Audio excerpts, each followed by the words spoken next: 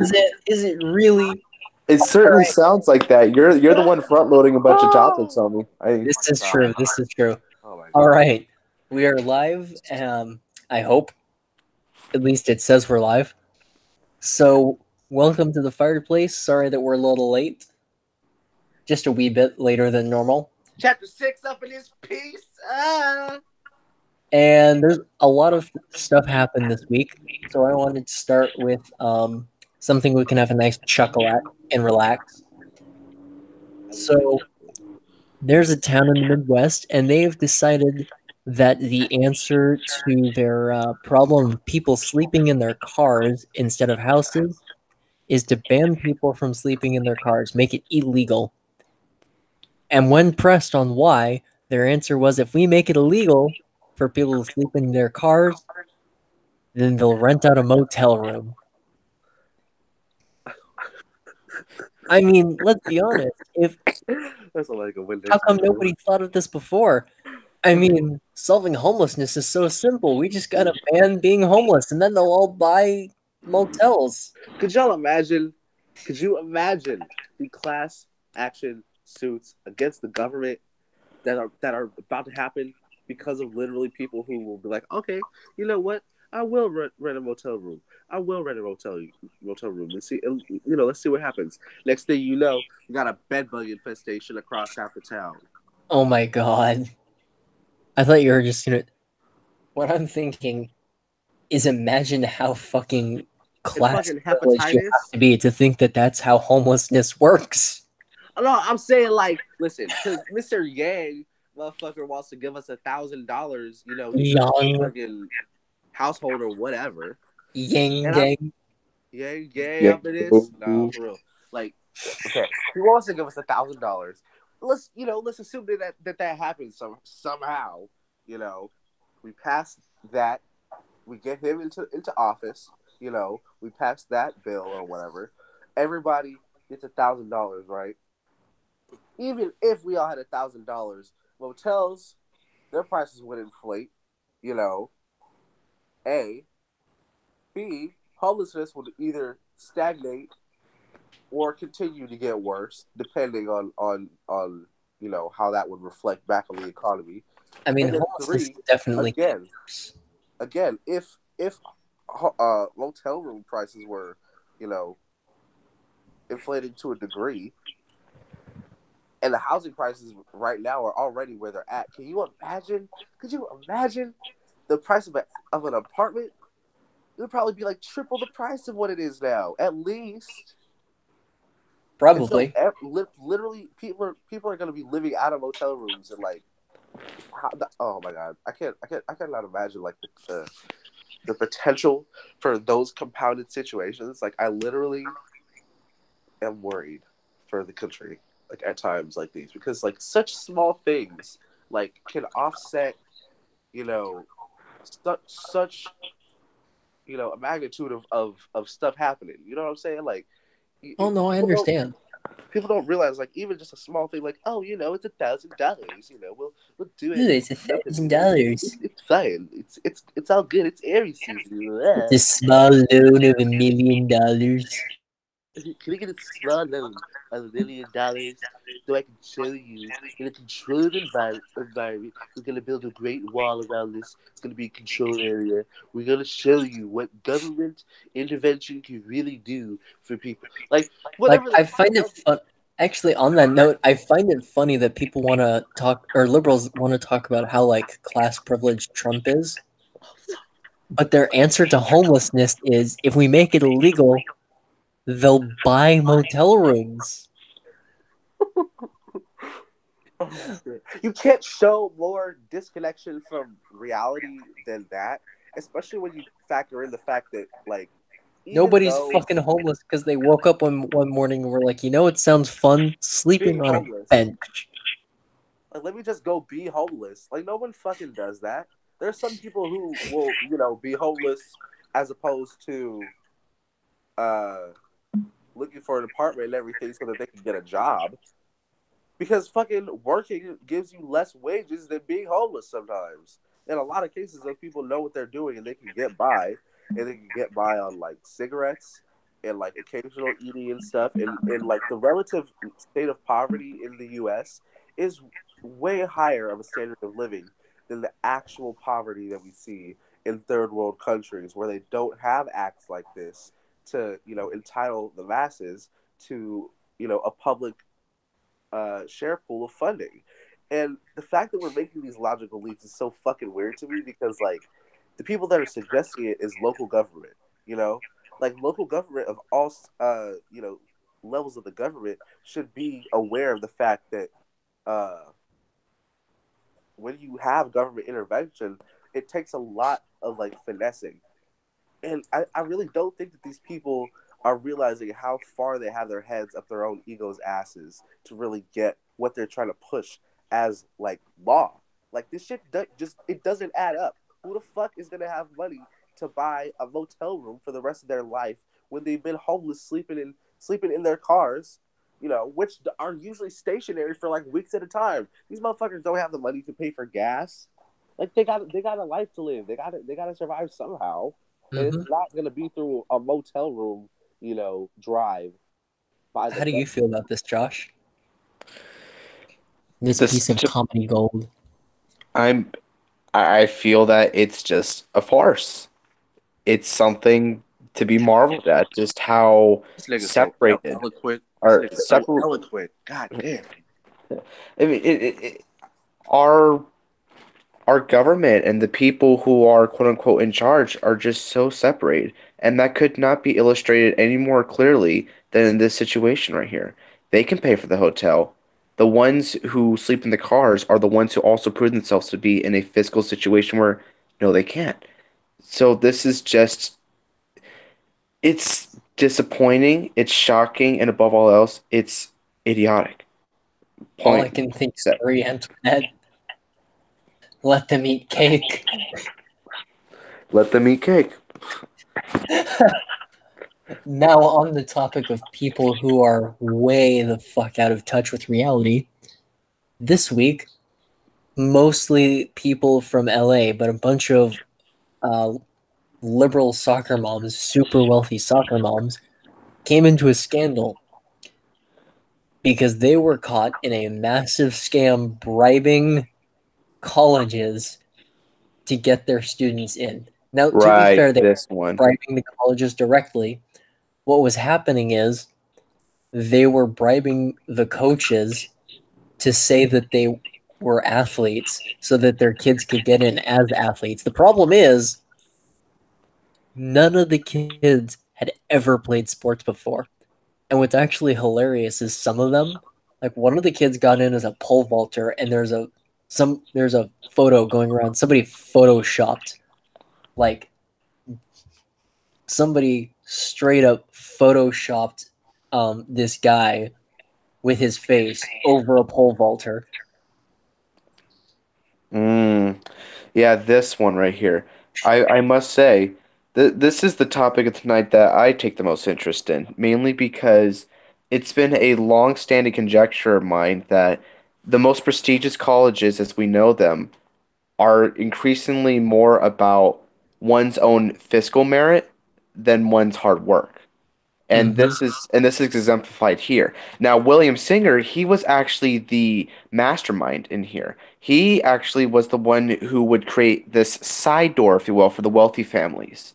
And what actually went down here is a simple matter of having it wasn't even so much about the sports. See, he would have them pose as being in these sports teams and whatnot and as part of the applications, but that was a front. What was really going on behind the backgrounds was the notion that donations were involved. He would have the motley sum of I don't know 25 million, something like that, Or and just a give it off. small donation of And 25 million. A yeah, pittance, really. Anyone could pocket give it. change. Yeah, I mean, obviously the people living in the cars can spare that. I mean, how else are you going to get into a motel room every night? But it's enough of citing that topic. But so We're gonna yeah, write that the topic down a lot of times tonight. no problem, right? The roots of evil. But the the 25 million would be sent over to these different facilities. One in particular was a water polo facility, and I believe this was for, correct me if I'm, no, I'm certain this one was for Stanford University of all ones.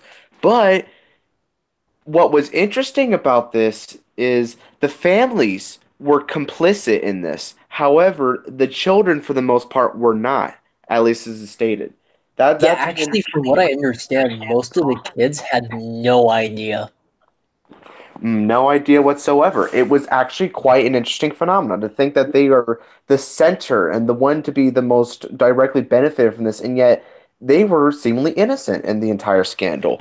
And that's just important to know throughout, mainly because this is the college season. This is the Yeah, season that will make and break a lot of these children's futures, especially those who are, prospering seniors. And so when colleges are assessing the mountain of paperwork and thinking about the acceptance, they have to factor in the fact that there was, even though they are connected, they were not actually consciously involved with the scandal here. Just to mention that part. But yes, the main overall point before I give it up, colleges aren't so much about a meritocracy anymore.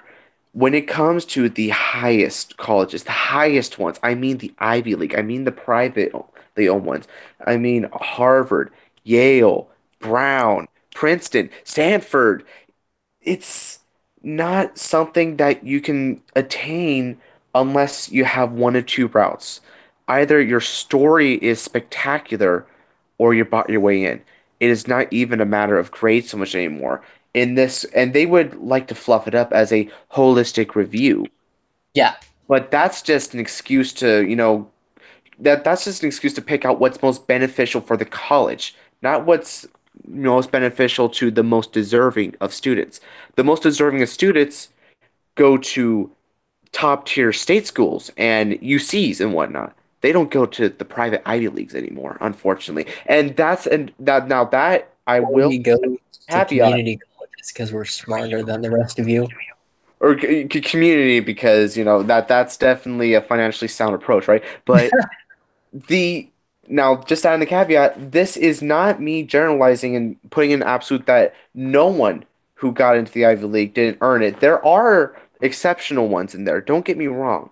However, there's an increasingly large population of those who were bought in or allowed in because they had some marvelously spectacular story, or perhaps it was this outrageous, outlandish sort of chain of events. It's not something that anyone in a practical circumstance can get into. It's not the average Joe's college anymore. Even if the average Joe happens to be intelligent and work their asses off every day, it's becoming an unattainable goal. And what's unfortunate about this is that is not how education should be. Education should be about offering to the minds with inquiry and interest the education that befits them, the education that they truly seek and work their asses off for. Mhm.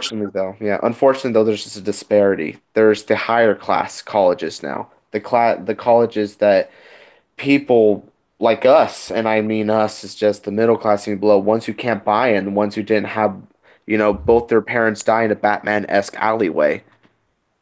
We we can't get in anymore for the most part, and that's just unfortunate. And to wrap it all up, for my end here, I would submit to the audience here today that if you have a child who's trying to get into these colleges, do not focus on the prestige anymore because that prestige is merely a faux pas. It's not something that we need to take interest in and put too much stock in because you have to understand that this grand board of design is backed by paper mache. This is very true. And on like another note, before I let Elcom get involved, how terrible as a parent do you have to be to let this happen? Like, imagine how fucked up the kids are right now. Like, imagine how fucked up the kids who are involved in this are. Like, they've spent their entire senior school year building up, and you know, they've gotten themselves seriously considered for like top tier schools, only to find out that their success is completely manufactured because their parents bought it. Imagine how crippling to your self-esteem that would be. No kidding. It's a construct of vanity just about. The parents completely controlled the outcomes. And it's just a slap in the face, not just from the aspect that you can't understand, maybe I truly don't deserve these things anymore. It's also just the fact that it shows how little faith your family had in you and how much your family itemizes your success above your own abilities and desires to be successful. Yeah. And I don't know if I just ruined what Alchem wants to say about this or if he wants to say anything about this. I don't know if Alchem's even there. He did mute himself. He may Oh have snap! gone. I've been talking this whole time. Oh my god! I don't know how I muted myself. I don't know when I did that. I Uh, probably did it when I was setting my phone down. I'm so You're sorry. high. no That's wonder how there you was did it. a silence. Usually Alchem's more of a limelight guy. I've been Yeah. talking this whole time. I I feel was so very bad. concerned about you and how silent you were. Yeah, Like I was. you being passive aggressive as a motherfucker. I'm sitting here. I looked down and I didn't even see the microphone icon. I was like, why the fuck is this? Why is he not acknowledging me? This feels bad, man. Well, Got the feels bad going on, man. All well, right, yeah, I then. thought you were just being overly courteous. I'll mute myself Contrary and to. let you No, I talk can't then, deny that. Alchem. Like I was listening the whole time. Like I was like a lot of the time I was silent. But whenever I did like try to sneak in a word or whatever, like y'all weren't saying nothing, and I was like, "Hello, like what?" Anyway, um, I was just saying like Josh's train of thought is exactly on point with what I was saying, which is why like I was comfortable being silent. Like I wasn't even freaking out, and the fact that like this is happening on a macro scale now, like an actual funded business, you know, on multiple fronts. The education front is obviously a business model. We can all agree on that.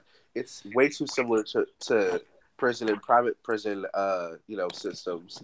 The structure of it all, we all know, is to condition us for later on in life. And I feel like a lot of the reason why certain art is so abstract yet cohesive is because people operate off of archetypal wavelengths. And when you look at this stuff and you look at like even just like anime, anime is like super expansive and people get into that for whatever reason. And it shows like really, you know, what's it called? Like when something is like the definition, the living definition of an idea. Like you It's see, the paradigm. What the yeah, like fuck conversation were you listening to? you have entire paradigms of situations that represent a slice of human existence, whether it's abstracted or it's turned into an actual mappable like literal slice of life genre anime. And you have these ones where all these schools are like hyper efficient kids and people killing each other trying to stay in the classes and all this other stuff, and it's representative of our culture as it happens. It's like every piece of writing, every bit of creation comes from a place of the deep seated, instinctual knowledge. It doesn't really make sense, and it's its own, piece of fantasy. But at the same time, you have to recognize the truth in a lot of that art. That's why a lot of art schools are, super liberal, and they're easy for people to become woke.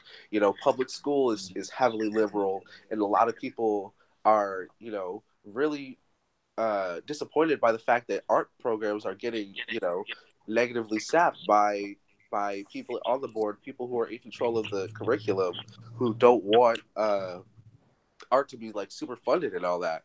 And it's crazy because as that's happened and we focus more and more on like I said this in private to you know, Weasel earlier, but Call me you know, triggered.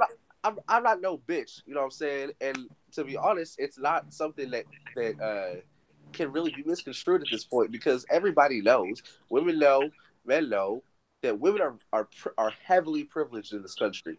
Like women have it the best out of basically anybody ever in the history of the world, in America especially. Like not even to mention just Western culture in general.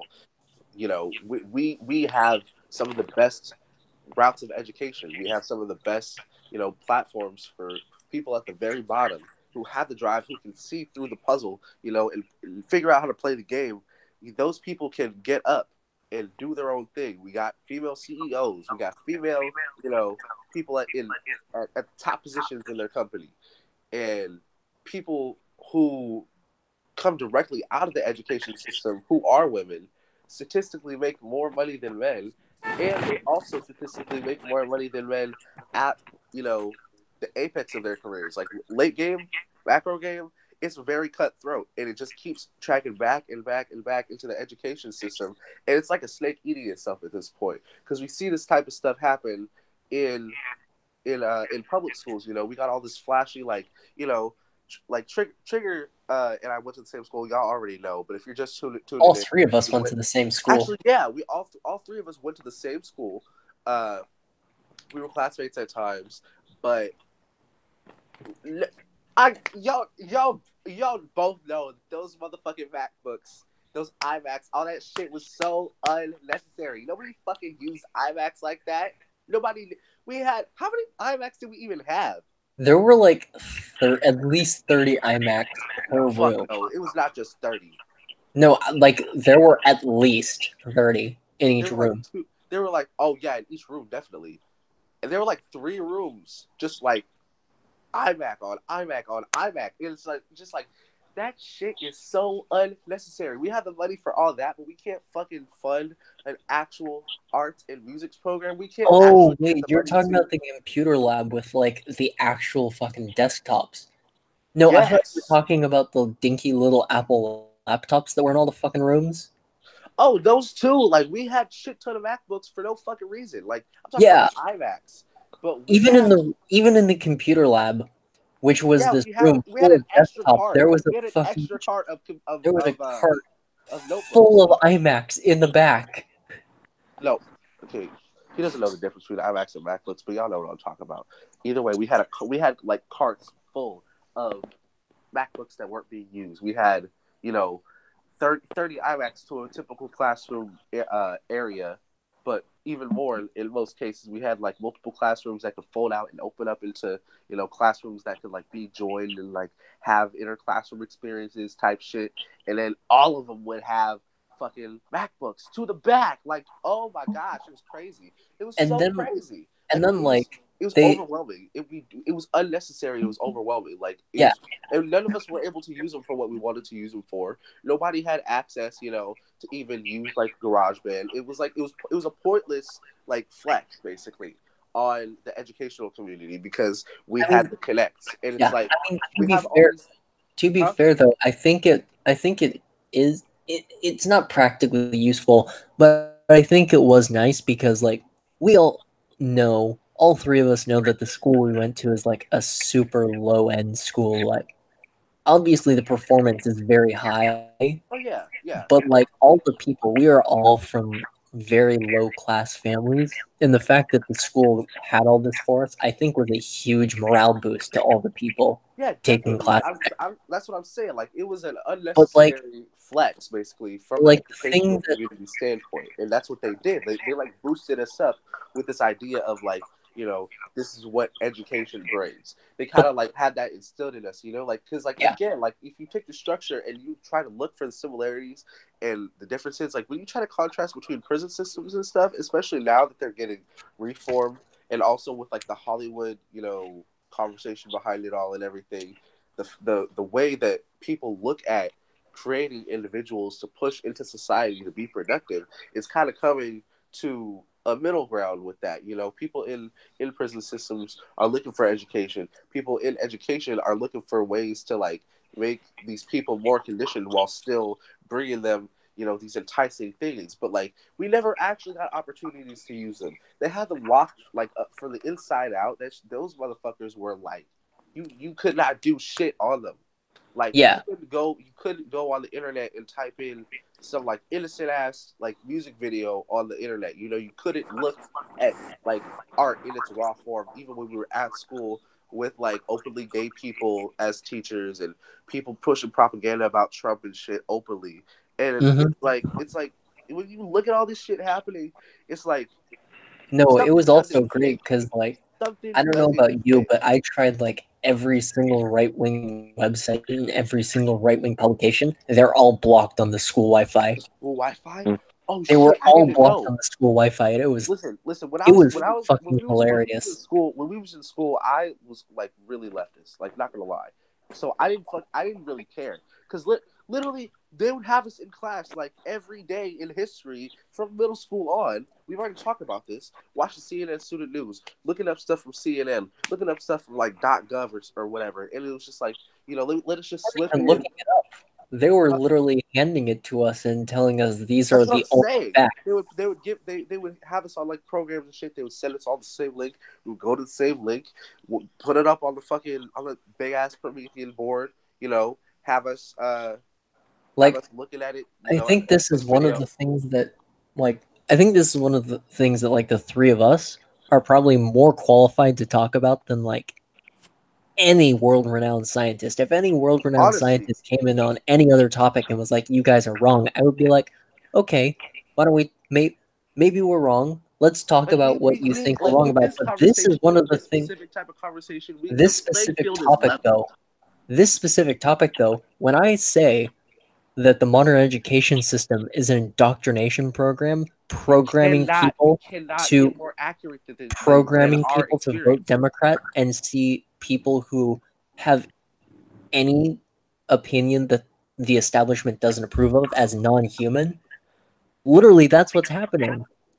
And I know Because this because I just went through it. I've literally been in class, like where it doesn't matter like if it's political or not, but if you have any kind of opinion that isn't, of the establishment, they take you out. Like they remove you, you know? And they And keep then us weak. They keep us weak. There's some shit that I haven't even told you guys that I've been through at the school that y'all that y'all could be affected by if oh that no, shit got I out. you wouldn't believe the things. Actually, Josh can back me up on this. I So I'm forget what saying class we were in. you too could be directly impacted by the shit that I have not talked about that the Really, school has done to keep us weak. because like one of the things that I think is was really funny is like Just that school wise. if at least at that school, and this is a school that with a principal that tries very hard to encourage like free thought. But Josh can back me up on this because we were in the same class, and I decided to challenge one of the teachers on their bullshit because they were trying to like politically indoctrinate a bunch of people. This wasn't our history teacher, by the way. He's a cool guy, but and this person wasn't even like a political history or economy teacher of any kind. This was a fucking math teacher in her What the I think it was fuck? junior year. Y'all, our Josh ears knows don't exactly line up, by the way. So about. I Josh will. knows exactly who I'm talking about, like big buff guy. I'll just say Yeah. that, and he'll. Oh, And I okay. challenged him on his political bullshit, and I tabled him. I Oh fucking shit! destroyed him, and they suspended me. Oh shit! What happened? Literally, this he was talking about how um socialism was like scientifically proven to work. And I went through What? all the fucking facts and data to the point where he could not refute me. And I got sent to the office, and I found out later that day that I was being suspended. That is so fucked. That's so fucking fucked. Like, That's that's Mhm. how you crazy. know that you're winning, is when the only response to your argument is to Just being literally removed. remove you. Exactly. Oh my gosh. Right. Yeah. When you basically argue them to the point where they have to run away in order to save face. Yeah. And that was the thing I loved about our history and government teacher is that he never did that. I think he was the one person at that school that respected everyone's opinions like genuinely. And he was fairly leftist himself, but he was the kind that I could respect. Yeah. Yeah. Well, Now, because he was willing to sit down and have a genuine discussion with the Yeah. two of us who are both very right wing. now to like let's reunify all this to put it back into focus. This just all goes to show that the mentality of the education system and the underlying ideals here, it's all skewed. Ostensibly speaking, they're supposed to be about the spirit of education and learning. However, that is now a dead concept. It's now a construct of vanity, and Exactly. yeah, and it's become a matter where, and this is something that any sociologist will tell you, education and the school system is a primary social institution, and this, Hello. One of right, four primary institutions. indeed. Hello. Yeah, your home, your school, your church, etc. It's supposed to socially I it's supposed to be it's a social agent of change in order to try and Well, subvert your thinking from freedom of thought. In other words, to put it bluntly, they try to indoctrinate you into a sense of thinking. What did And we just furthermore, our say? society, being very Western, being very masculine society, we are all about ambition and competition. We are mhm. all about being incredibly dynamic and go-getters and want to constantly progressing, constantly achieving, constantly going to the nitty-gritty to be better and better. However, this is where a bit of irony comes in. Because on one hand, while this is true that we've forced people to work harder and harder, we have unfortunately lost the work smarter and smarter because when they work so hard to try and achieve their goals, when they strive for such excellence, when they work the very, very best of their ability, it ends up being all for naught when they come to find out in a crushing epiphany that this was what society deemed for them. They did not achieve their own personal goals most of the time. The education system is not for a person, it is for the people. It is for a symbol. It is not something that one can use practically so much anymore. At least when Yeah, someone is trying to strive for the utmost. Education is prestige. and I've It gone is an over honorific. yeah, Yeah. I've gone over this before on this show, but like back in the even as early as the 80s, most people didn't go to public school, right? Public schools were a thing that were something that only poor people went to Compulsory because government. they Exactly. You couldn't have to. afford a private school. Everyone else went to private school, whether Yeah. or not it was comfortable for them and their parents. However, there was a massive wave of people who decided to convince everyone that we needed to all go to we needed to all go to public school.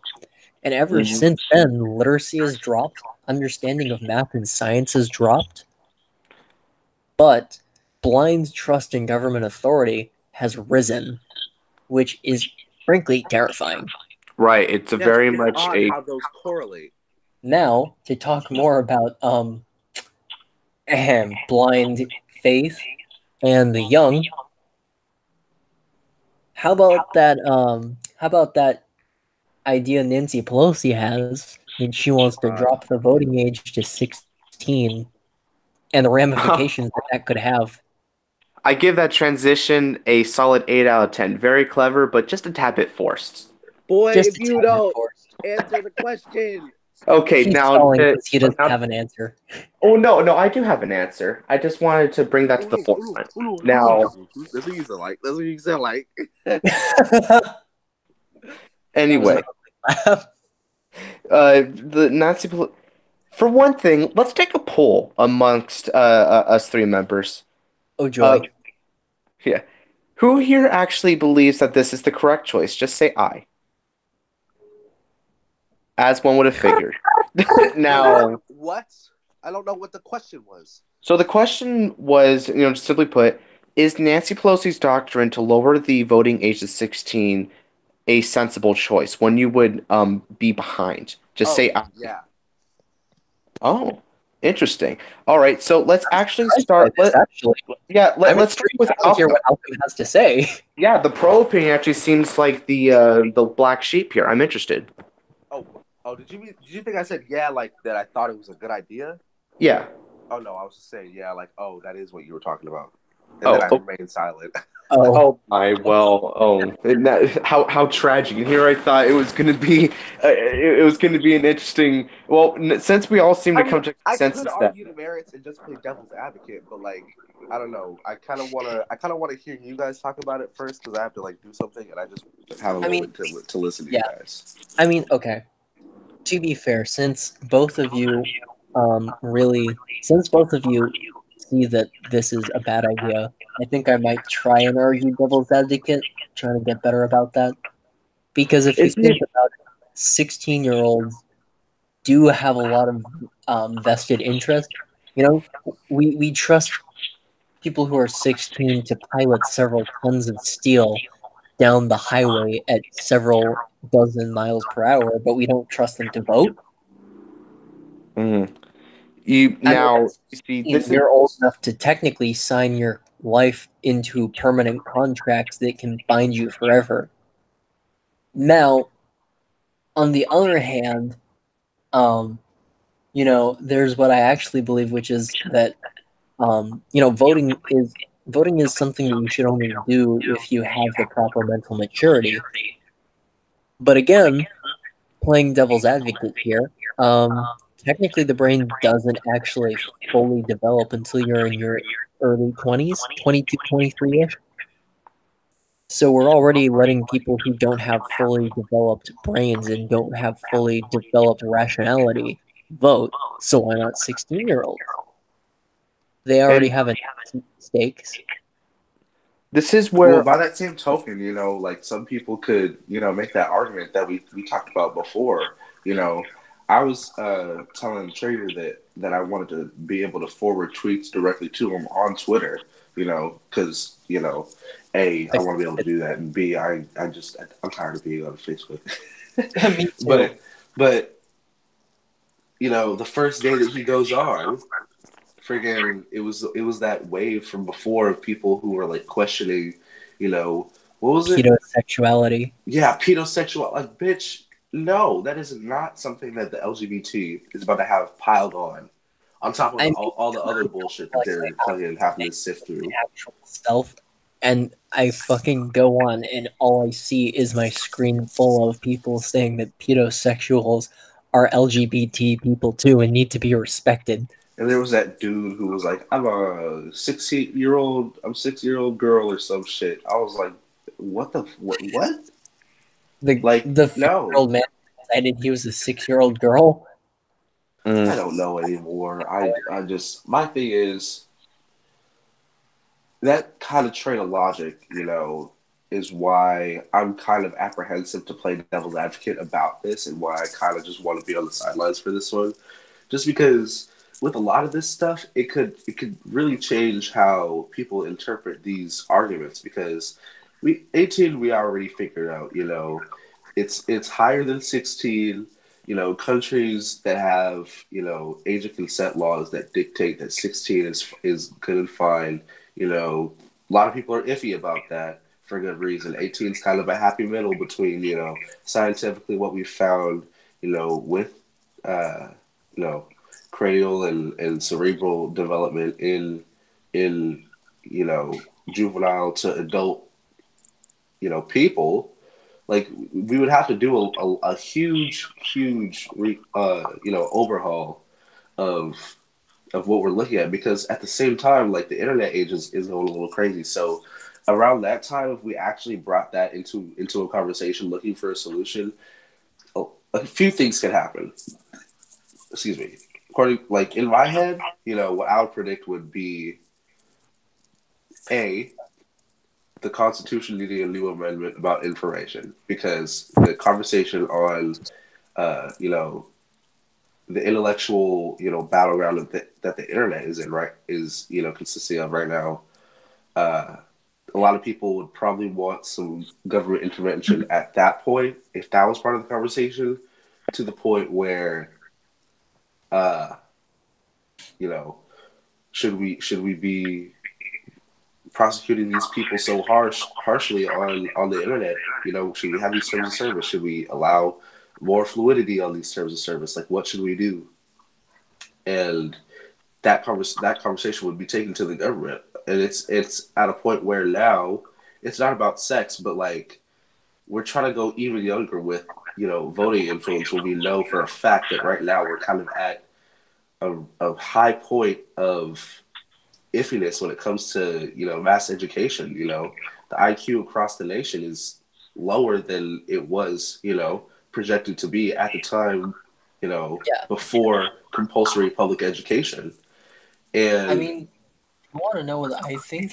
Like, I have an honest opinion about this, and really, I think because of how brainwashed most 16-year-olds are, I think this is a very clear grab by the Democratic Party at having a complete stranglehold on the 2020 election. exactly what I was about to say. That was exactly what I was about to say. Because if we keep it at 18 and we look at the numbers now that are being projected, like, why all of a sudden are we pushing to have 16-year-olds and, even younger people be allowed into these, previous areas that weren't enclosed in that gray that the topic, was kind of shrouded in even thus far? Like, why are we broadening And like, that spectrum especially of gray area? And the fact is, the only other factor that you can bring into the conversation consciously is the fact that people right now, on top of seeing what's happening with Brexit, we also have Blexit, we have Lexit, we have Calexit, there's huh Calexit, what's that? the people, the Californians who want to leave the union. Right. No, I'm talking about like political movements Yeah, of no, that's a political. minorities. All right, Who they definitely. wait? They want to? No, I'm talking about like between parties, not like Oh, between State friggin' secession. countries. yeah. I'm saying that these hashtags and everything are all kind of connected, and who uses hashtags and all this other Plus, back and forth let's be of this honest, the stuff. Democratic Party is probably very desperate for people who will actually vote for their candidates, especially since we've been presented with such fantastic options as Beto and Yang. Oh God, I still can't believe that that's who we're talking about right now. Fucking Andrew Yang, the tech giant who wants to hand out $1,000 a month. Like, y'all are familiar with the idea of a UBI, Mm-hmm. Malcolm? I was trying to think, but I can't UBI think of is a anything. I don't know universal what it basic is. income. Basically, what it is the government, no matter how much you make, Oh, would give you a certain amount of money every month. Yeah. And that's the Sounds big mildly thing, socialist. very socialist, and that's the big thing that Andrew Yang is pushing for.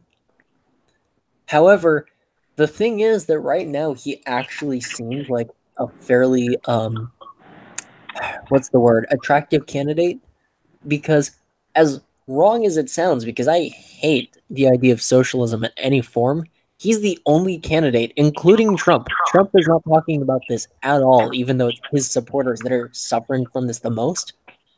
Andrew Yang is the only candidate who's talking about internet censorship and the fact that Ah. tech companies are censoring alternative opinions and trying to delete them. wait, is he talking about tech? Yeah, like Like Facebook and Twitter Twitter and Google? banning anyone with a controversial opinion. You know, Milo Yeah, Yiannopoulos is banned from Twitter. yeah. Not even Alex Milo. Remember Jones is when banned Steven from Crowder got most. banned? Yeah, Steven Crowder, I think It on was temporary, but he got Steven suspended. Crowder, I think is still banned on Facebook. Really? Yeah, Wow, I didn't know that. Because I follow him on Twitter, so I was like, under the I follow impression him on that, YouTube. So yeah.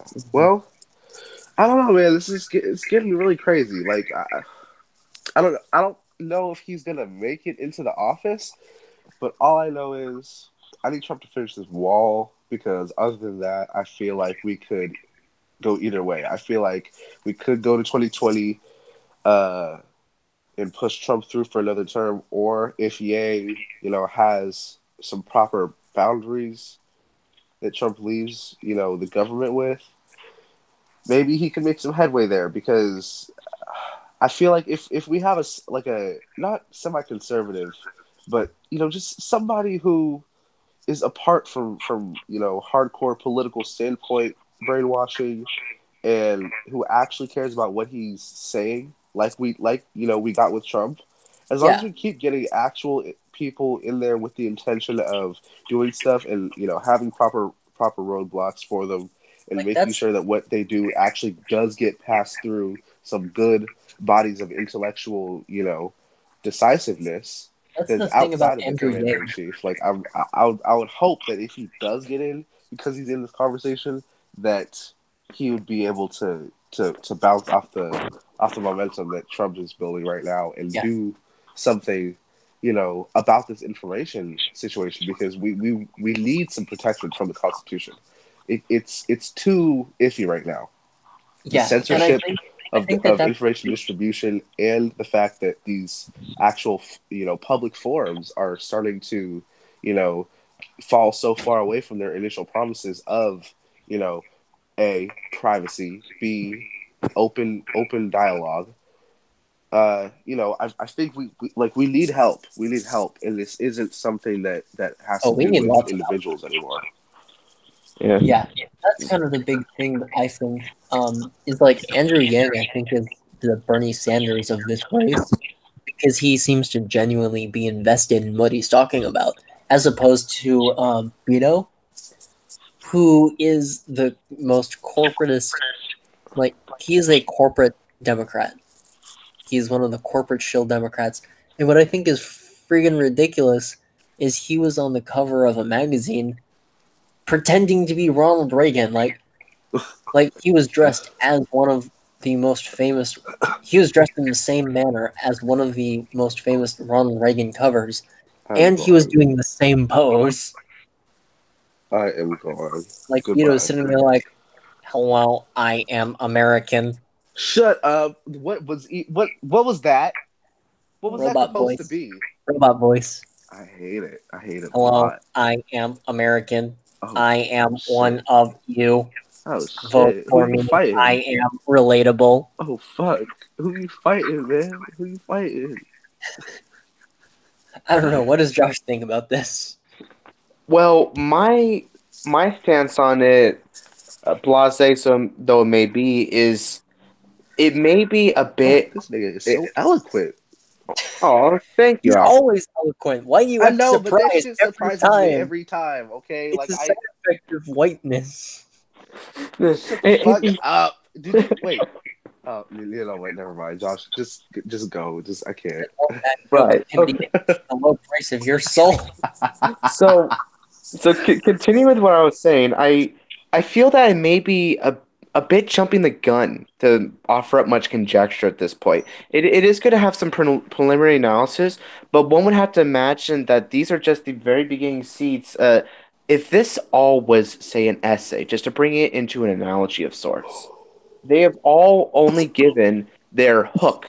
We haven't even delved into the entire thesis, much less the body paragraphs, and yet we're already trying to presume about the conclusion here. We have to understand that these things take time. They develop very well. The egg needs some nurturing, some warmth before it can hatch from the nest.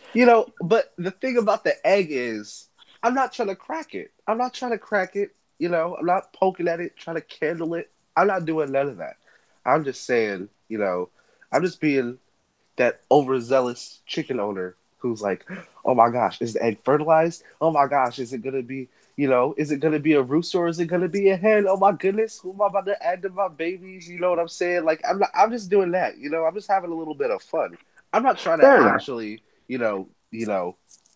find a pathologic and go in and say, oh, I think this is gonna happen. I'm just saying, I'm just trying to put out good vibes into the universe. I'm just saying, if either way, what happens, I just hope for the best. That's all I'm saying, because Fair shit's enough, just Alfred. it's going crazy right now, Yeah, and I just need something stable to happen, because it's been a bumpy ride this past about decade and a half.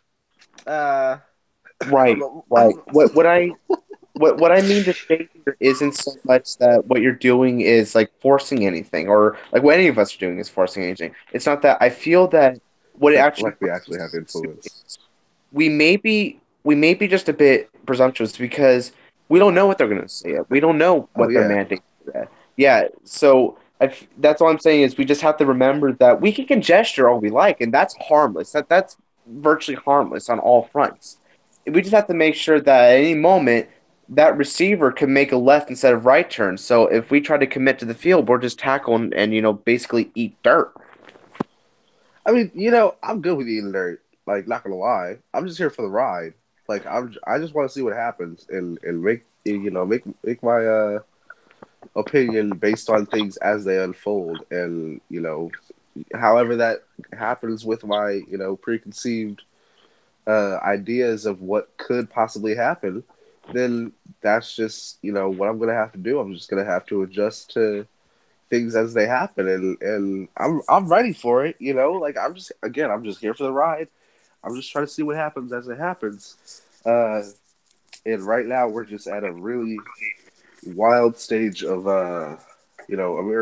American politics, and it's interesting to watch, and I can't help but you know play around a little bit with potential changes and what goes on in in the future. Oh yes, yes, most certainly. It's quite fortuitous that we actually have a chance to vote this time around. Oh That much gosh, I'm that's very that's yeah. crazy. That's honestly crazy. Like I'm very thankful for that much at least. It's all about information. To somewhat tie it back to the 16 versus 18 thing.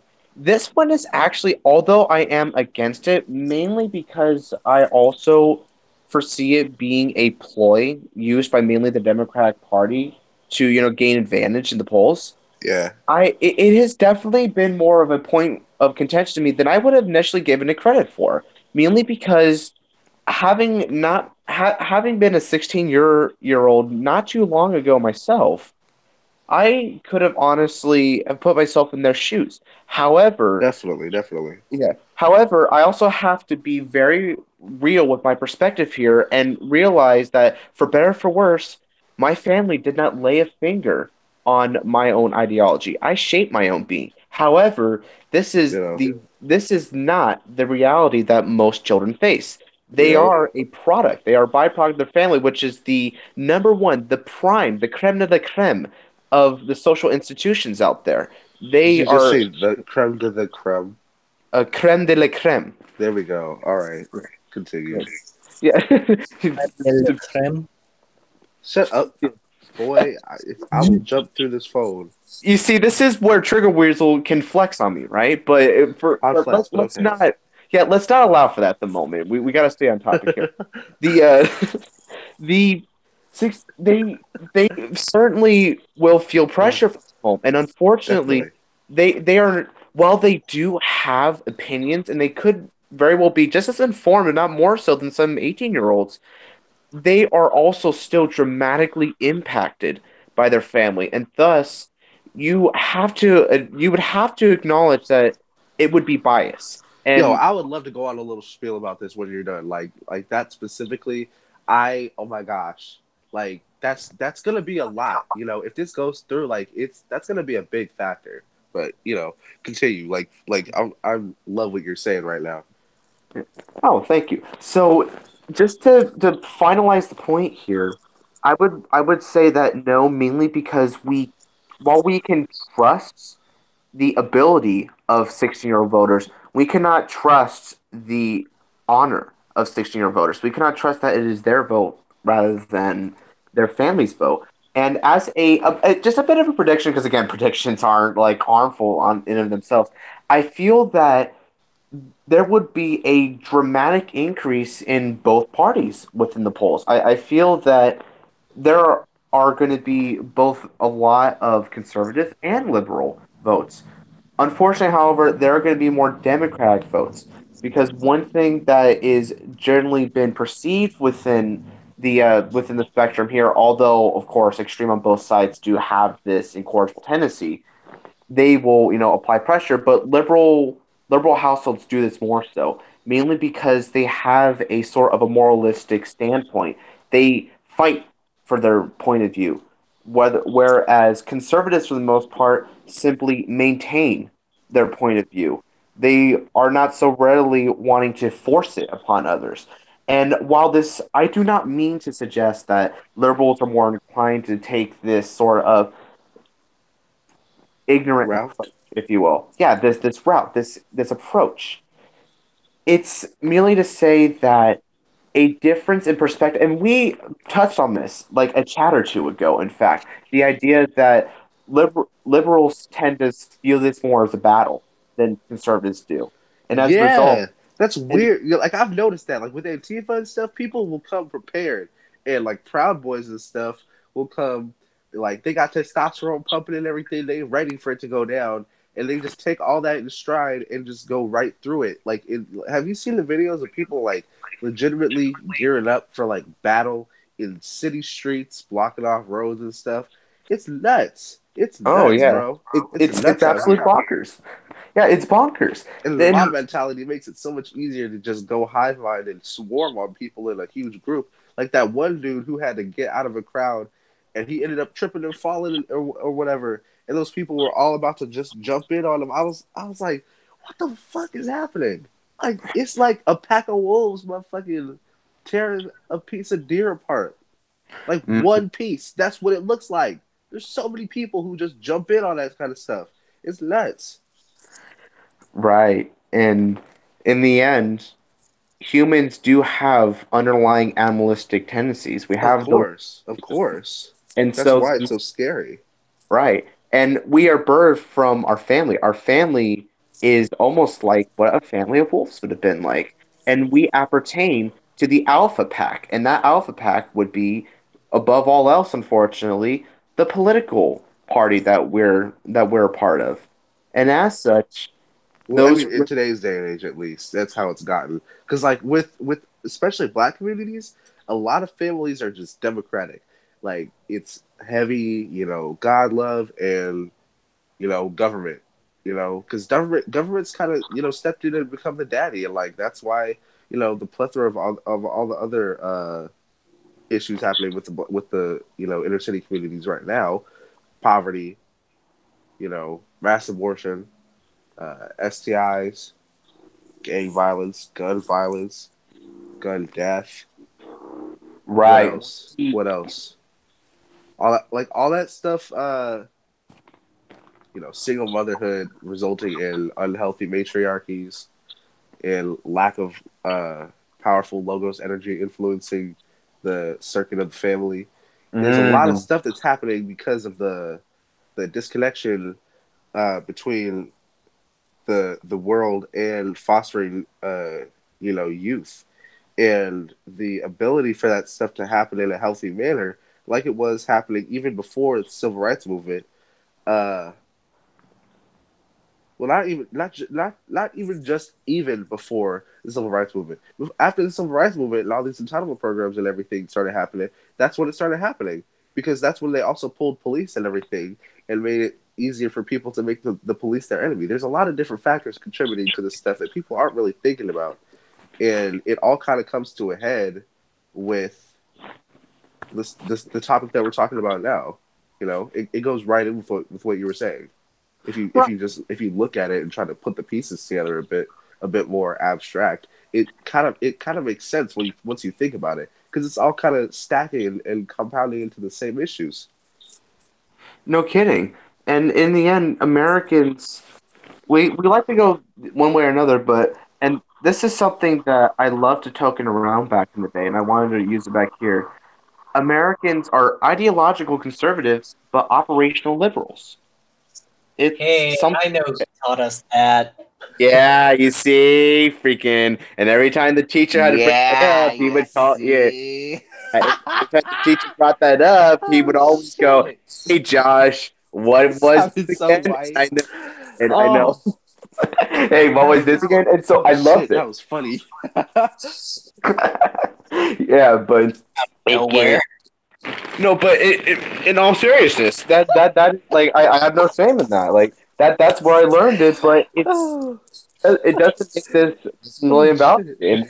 And it's funny though, just the way that Trigger Weasel just spoke up there. That I was know, you. That was me. That was Trigger. Oh I what? did that. Oh, never mind. That makes it even funnier. Yeah, he just gave up. Oh, okay, I'm good now. That was funny. All right. That was a really good one. Oh, So, how about that Tucker Carlson story? Oh, right, yeah. Let's keep it going, guys. So oh yeah, the Tucker Carlson y'all gotta story. fill me in on that. I don't really know Okay, what's happening with that. so basically, this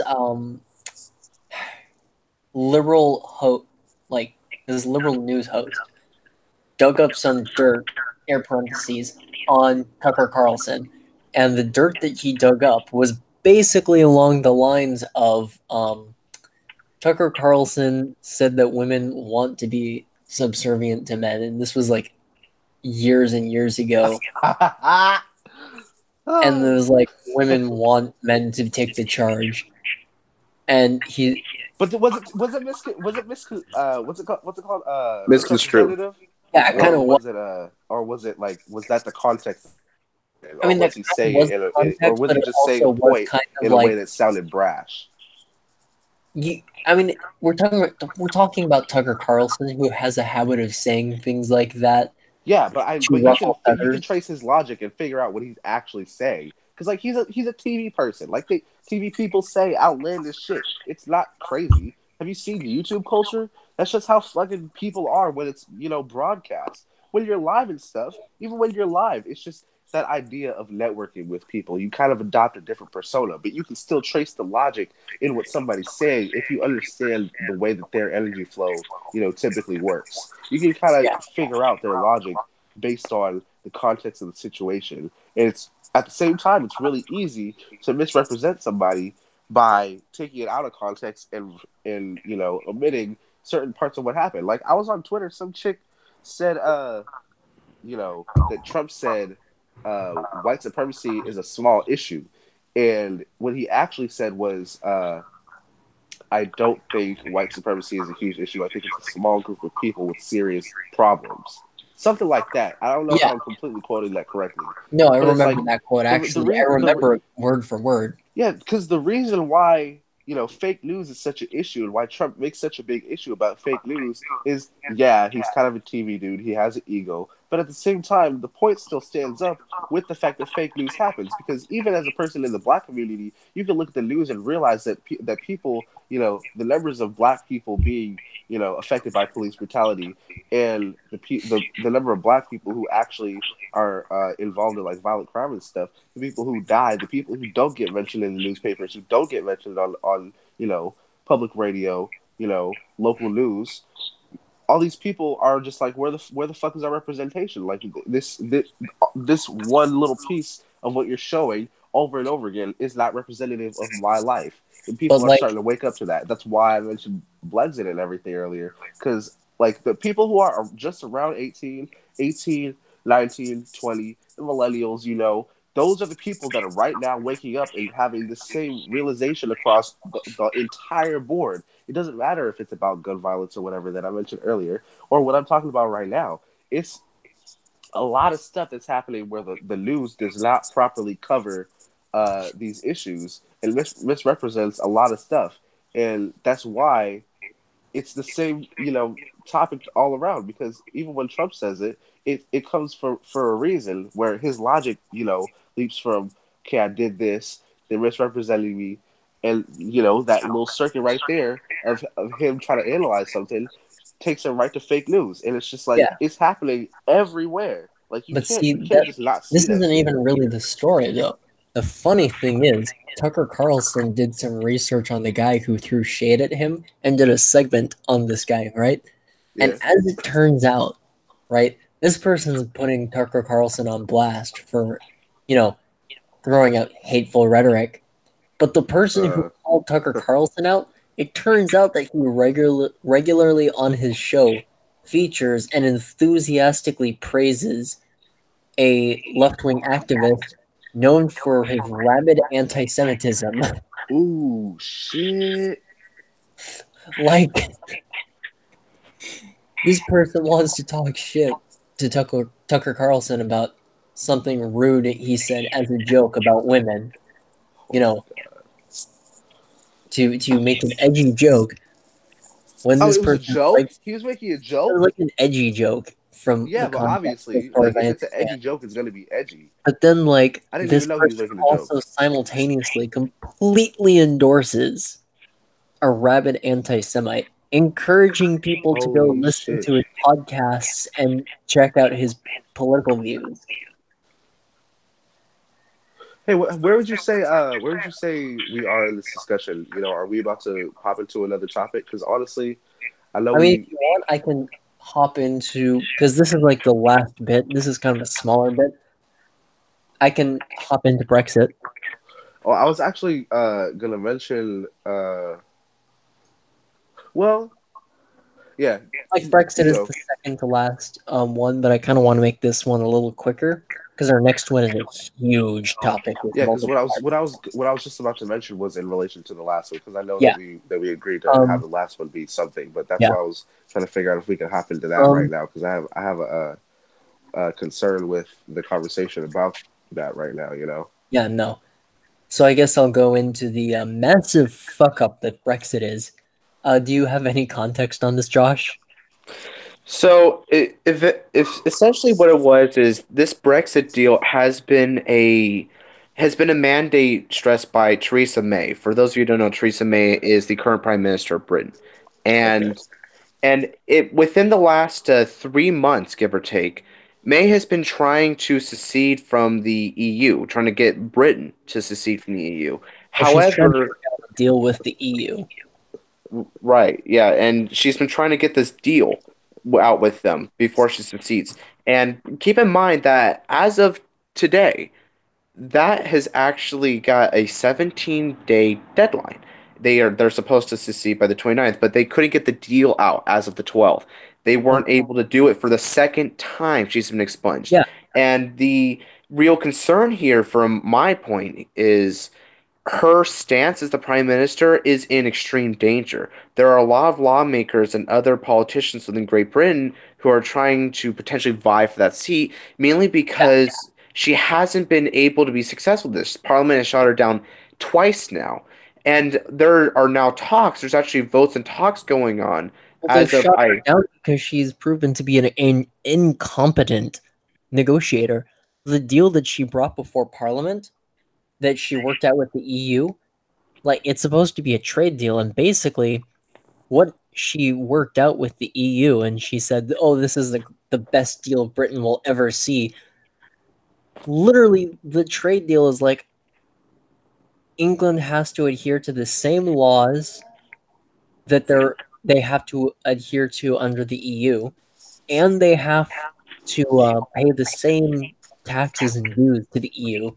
But now they don't get a say in what happens in the EU, and she's she's presenting this as the massive like, oh, this is so great. This This is is the the best. best thing that's gonna ever happen to This is the Britain. best thing We're that's gonna gonna fucking fucking happen to leave Britain. up out of here, and we're gonna be doing our own thing. Even though we're gonna be doing the same shit that we're doing now, you know, we're not gonna be part of the European Union. So, you know, give me a round of applause. Like, bitch, no. I Are you mean, stupid or literally, are you dumb? I mean that would be like that would be like if California decided that we wanted to leave. And the governor of California sat there and was like, "All right, I know that you guys want to leave, so I worked out a deal with the U.S. And the deal is that we have to adhere to the same laws that we have to adhere to now under the federal government, and we have to keep paying them federal taxes. But here's the really great part: we lose our Mexico owns seats our in the asses. Senate. hmm Wait, what'd you it's just say? What'd you just say? The really great part is we lose our seats in the Senate. Oh, Isn't that mhm. exactly, great, exactly. guys? We're an independent nation now. Exactly. And then at the in the same breath, they would want to go back to Mexico because that's the whole argument as of now. We would literally let Mexico own us, and then that shit would just go into Well, fucking yeah, but chaos. in the context of Brexit, that would basically be the comparison. Yeah, that's what I'm saying. Because Yeah, the fact is, the policies in the European Union have them funneling unprecedented amounts of unassimilated Muslim people in there, as well as people from Africa, from other Middle Eastern countries, from places where they don't have any documentation, and the fact that we're in our position right now is, you know, is already really dangerous as is, because if that actually was a conversation, like we would have to be thinking about the fact that especially in our location, because we're right by the by the border. We just Yeah, got our prototypes knocked down in favor of having the revamped version of the wall reinstalled here at a later date. And if that was part of the conversation right now, if we were in the place of Brexit, we would be in a really dangerous situation because we're a super Democrat state right now, and we yeah, will be for however long. Uh, and right now the ideology is basically homogenous, and the first move would be, we should merge back with Mexico because we had our land basically, taken in spite from the Mexican people, and that's fucked up, and we're part of Mexico, and Mexico loves us, and da da da da da. never mind And that that's how huh war works.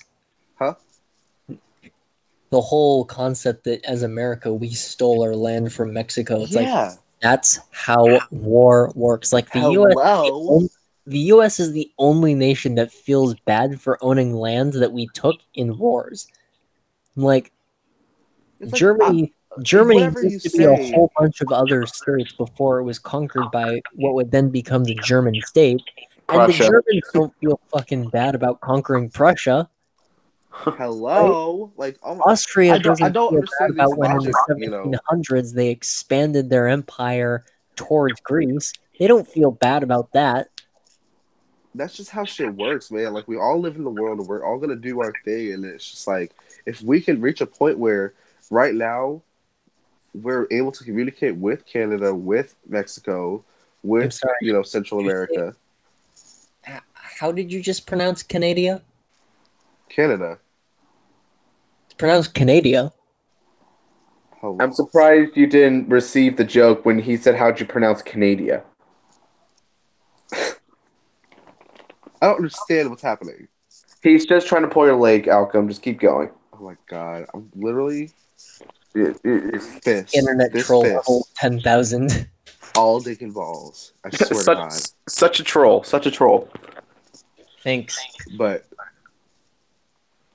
And I mean, we're gonna I think we're Brexit communicating is with a these lot. people, and we're having like direct interfaces with people of Mexico specifically. The people of Mexico have a leader that we can talk to, and work out deals with. Like, if we're at a point there, why would you want to like mess with that? And But we've like actually had this conversation. to put this back into like the perspective of Brexit, I think that we can actually learn.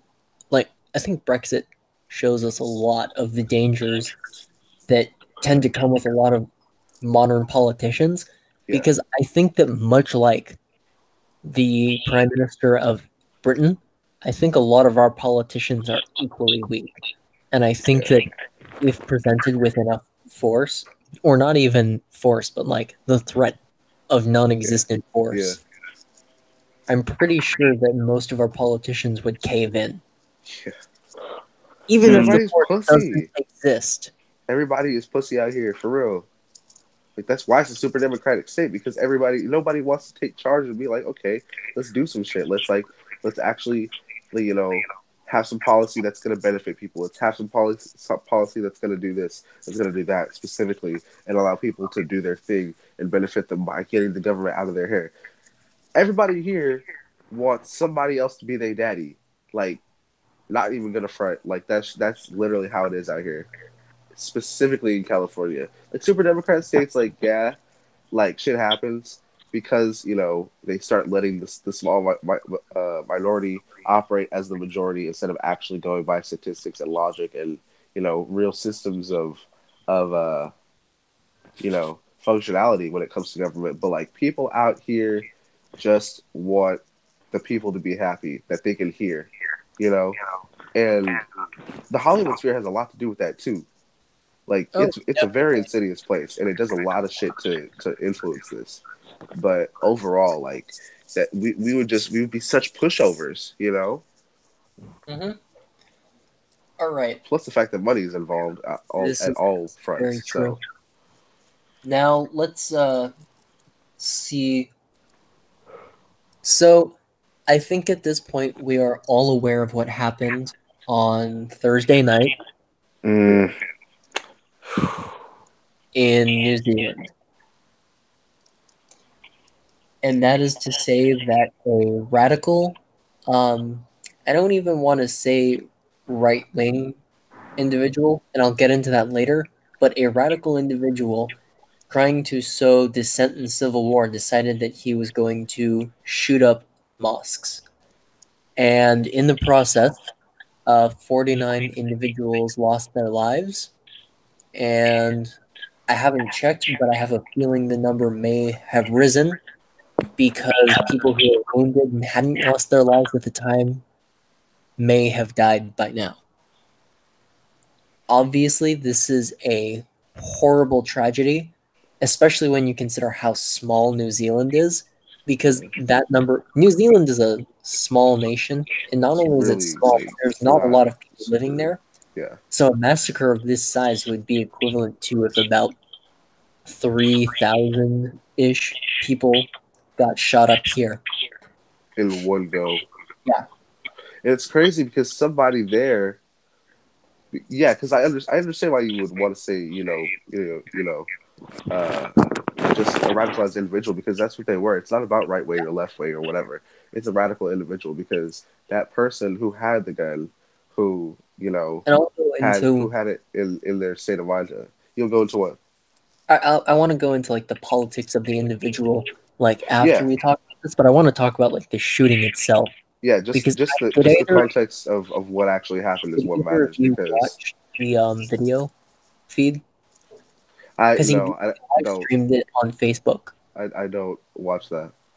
That kind of and stuff. Like I've been in like the shock scene or whatever, yeah and and it's a it's really like when you haunting watch that film. stuff, it's horrific, especially if you don't know the context and you're just like watching that shit like a lot of us did when we were coming up.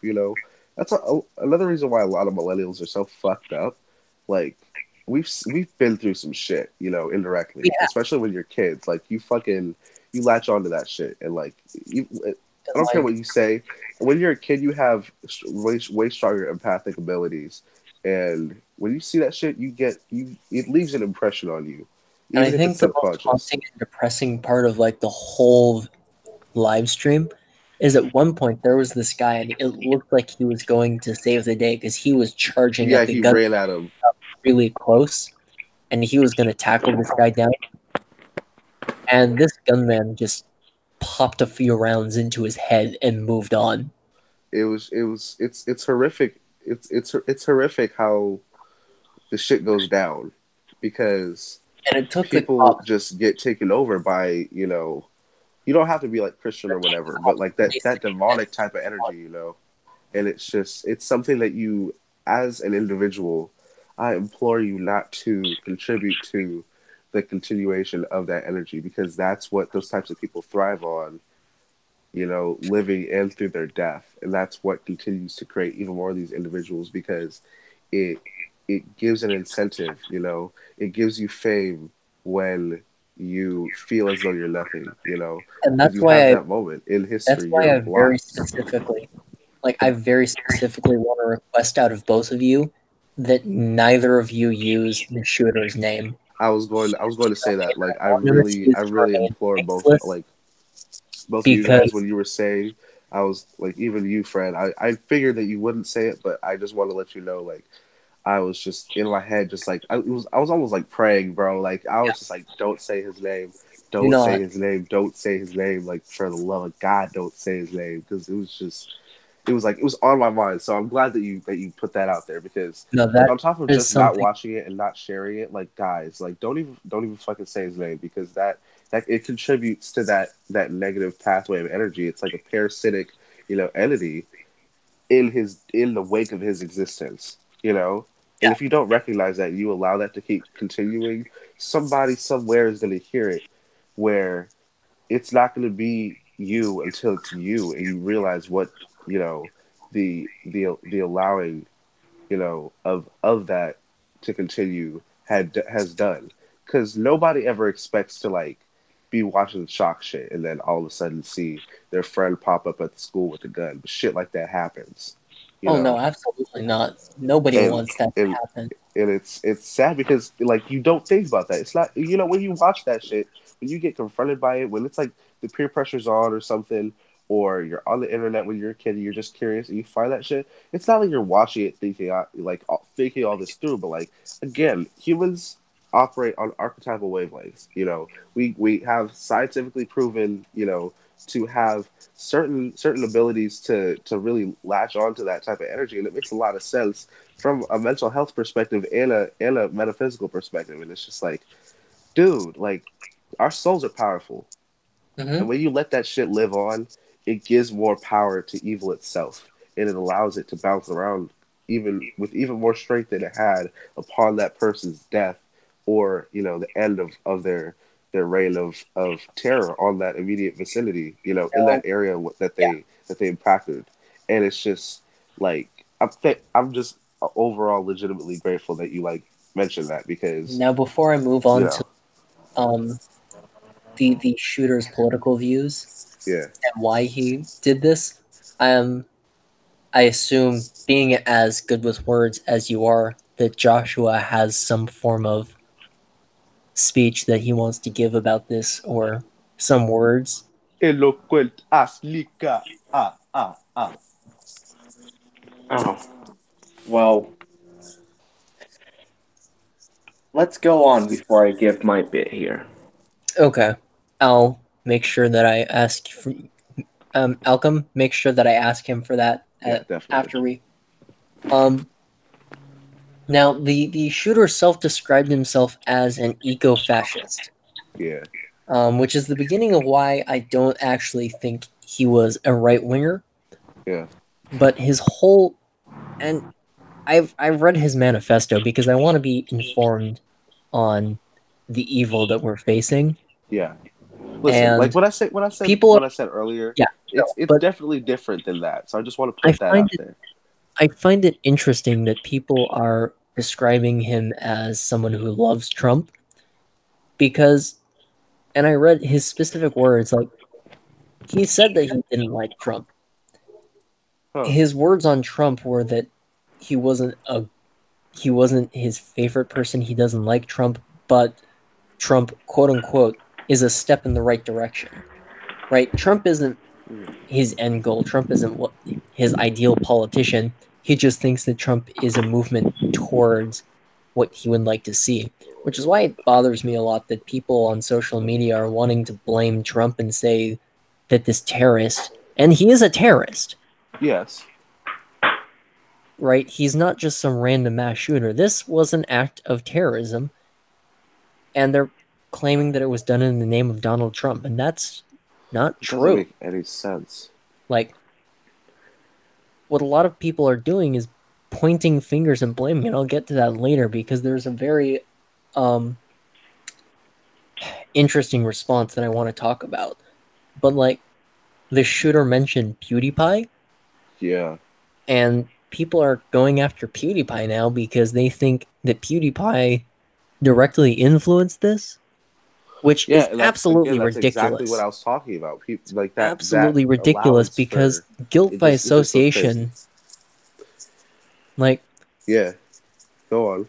if I know exactly what you're saying. If Like, Bob goes out hit and it. shoots a donut shop, I'm not responsible for Bob, even if he says that he was influenced by me, unless I told people, hey, I want you to go shoot up this donut shop.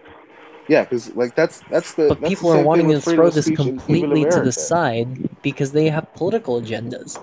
Like this guy, which, by the way, as an eco fascist, he wanted to do this and he used guns very specifically because he wanted to trigger a civil war because um he wanted people to he wanted the liberals to suggest that we should enforce gun bans, which would get the conservatives riled up. And he picked these specific targets because it would get liberals particularly emotional and it would get conservatives particularly emotional. And he wrote in his manifesto that he hoped that this would build a new world order that wouldn't include either political party, which is why I think it's ridiculous that people are wanting to attribute him to conservatism or liberalism. I've seen way more of the conservative angle than the liberal angle, but I have seen people say that he is a liberal extremist for the Democratic Party, and I don't think he's very clearly against both parties. He says in his manifesto that the corrupt Democrats and Republicans are both part of the same system, which is kind of a disturbing thought because that's what people like me believe, Yeah, well, right? I mean, again, like And all so this stuff that is also gets is stuck on people like me. yeah, that's what I'm saying. Like when you let that kind of mentality continue to thrive, it's like a parasitic entity, when it comes in and it lashes onto whatever it can and causes chaos in its wake. That's why when people hear that kind of thing, they hear, you know, this seemingly random stuff that people will say, not just him. I could have just said him, but like this is kind of the the general makeup of these types of people's being, because they're so thoroughly invested with that negative vibration that it just sends that out all the way through whatever it can latch onto. And if it's lining up with a bunch of different types of thought, whether it's him explicitly saying, like, something out of his manifesto where he actually is in line with saying Trump is a step in the right direction, while also making a statement about politics being the way it is. It's like it's not that these people aren't intelligent, and in comic book series and stuff, like the most interesting people in the series a lot of the time aren't gonna be the heroes. It's gonna be the villains, because a lot of Yeah. villains are under the impression that they're doing something right, and they're making a ripple in a way that is going to make people think, and make them think because they did that, and they want the fame for it, a lot of times. And so it's wrapped up in this big nasty type of existence, and it goes through all these people who let it do that, and they This go guy knows. straight and they go straight to the behavior that they were hoping that they would do. They go after people like PewDiePie. They turn into people like the Egg Boy. This guy knows They turn into exactly what into he's people like the doing. dude who made the statement. This guy knows exactly what he's doing though, because like in his trial, like he is not taking his trial seriously. He's fucking floss dancing, which is Shit. another fucking crazy thing is that people are now blaming Fortnite for the shooting because he did a floss dance. Yeah, Like, I don't it's know. like it's these people. Like, Josh got it's any it's not random. That's why I said seemingly random yeah, earlier. Or if I didn't, I hope to. you did You say know, seemingly random. Yeah, it was And like I did that as a point. Like, these people do things that people are gonna say, like, oh, it's random. He's doing that because he was influenced by it. Da da da da da. It's influencing but people. This is even influencing people. It's like he knows exactly what he's doing. All these fucking people know what they're doing. They're but the doing that main shit on point I fucking want to go with purpose. here though, the main thing I want to go with here is um even though the loss of life is tragic, what I think is even more tragic, and I think Josh will back me up on this, is the aftermath because we know what this person wanted. He put it out online, what he wanted in his manifesto, and we're just giving him what he wanted on a Exactly. silver platter. We're That's giving what him pisses me the off. division of the people, and I'm sure that Josh has a few words on that. Yeah, to me this the I already said this once before in another topic, but this is the apotheosis of what a farce is. This man's demands are not even real, in my opinion. His beliefs aren't even real. To me, he doesn't even stand for any of that on the inside. If I'm to look inside the head of that guy, he lost what semblance of ideals long ago. He lost what semblance of identity he had long ago. This is all a front just to abide for him. Because in the end, I feel he is an embodiment of what is just an agent of Argent chaos. He does not go for party lines. He doesn't even go in between party lines. Because he He does doesn't need to. He knows what he's doing without all that bullshit getting in the way. right. He is calling on Trump because it causes a disturbance. Exactly. It's calling on the political spectrum because it is tugging on the strings of so many people who are inclined. He is calling on PewDiePie to once again create ripples in social media and the online communities. He is simply doing this to cause friction in our world. This is the kind of man that exists. This is the kind of people that exist sometimes. And what I feel disappointed here, and yes, Trigger Weasel, you are so right. I'm gonna back you up on this. The demands, the fact that we are even trying to give a modicum of our effort into actually fulfilling those demands is both disappointing and ultimately short-sighted because we don't recognize him for what he is. We actually took the time to not just take him seriously, but to then proceed to actually abide by what it is he's calling out for, why for what it is he's seeking. And remember, ostensibly seeking. I believe that this isn't actually anything that he wants at all. All he wants to do is cause mayhem and destruction. It's all Exactly. Well, him. he very That's his specifically nature. says That's what I just said. Yeah. that he wants to create a civil war because he thinks it will save the white race. And I think it should And be noted the reason we know why he was radicalized, right?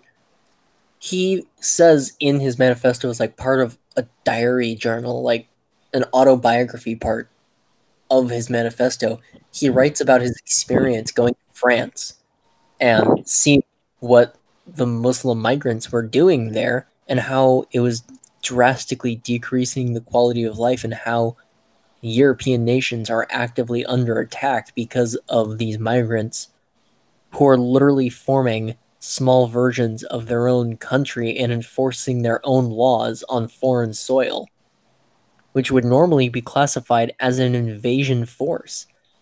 And he specifically talked about how destructive radical liberalism is. And I think that's like the key thing that I get out of this is it doesn't matter what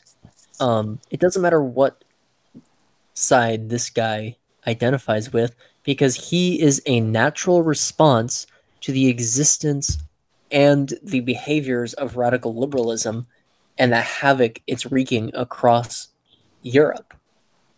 I feel that it's even deeper than that, Trigger Weasel. I feel that we need to omit the word liberalism. We need to strike at the heart, which is radical of any sort. And this man, now, while I will perhaps give credit to the idea that he was targeting Muslims specifically, hence the mosque and whatnot, I believe that this is simply just an outlet. It's almost as if, as disgusting and abhorrent a notion as this is, let's put in the metaphor as this man had a long table full of desserts and he got to pick his cake. And each cake represented something that he could have any potential angst with. And he just had to pick one, some sort of scapegoat, something just so that he can go out there and sow the seeds of evil, the seeds of evil. Just to Hello. yeah, and there was once a very famous line of poetry, and it was a French poet who made this. It was called Fleurs de Mal, and it translates directly to the Sales de flowers mol, of yeah, Flores de Mal. Anyway, fleurs, I think it actually is. fleurs, fleurs de mal. Well, I'm however you sorry, I pronounce used to speak it, French. it's all right, Trevor Weasel. We know your proclivities. So the it translates to the flowers of evil, and within it is the spleen and the ideal. Yeah, I know it's odd that it's referred to as the spleen, but stay with me here. This man represents, We're and here. Don't worry. yeah, this man represents the spleen of humanity. He does not align by parties.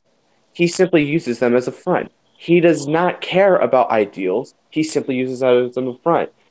He does not incorrigibly hate Muslims. He just disliked them enough that that was his preference to go and attack them. Yeah, He he's just just a fucked up individual who had a preference. It's not about, directly allowing those topics to come in and run the conversation because, if those are his tools of choice, obviously he's using them for a reason, and it's distracting from the actual, essence of what drove him to do that. It's not about the same stuff anymore. If you look at it, you have to take it conversation by conversation and break it up and be able to analyze it slowly and really get through each part of the context, because it's really nuanced. And if you let it have that momentum and just run with it, it does exactly what he wants it to do, which it's doing right now. Right. And we as people need to get the upper hand on this and utilize some metacognition here and recognize the fact that this right here, the fact that he is prompting a discussion like this, particularly of politics and whatnot, that was his goal here. That if he Exactly. had any sort of concerted plan other than just causing chaos, it's just to cause chaos in a more widespread manner. And that is to create this buzz. That is to create this conflict. You see, now Trump is having to bat his head. Now PewDiePie is having to bat his head. Now anyone who would label themselves as liberal of any sort, not just radical liberal, so many facets of our current reality is affected by him, and it's creating entropy. And that's the true idea here that we need to take away from this is we have to supersede the entropy and cut it off and simply recognize him for what he was, an agent of chaos. We can't feed into the overall game here.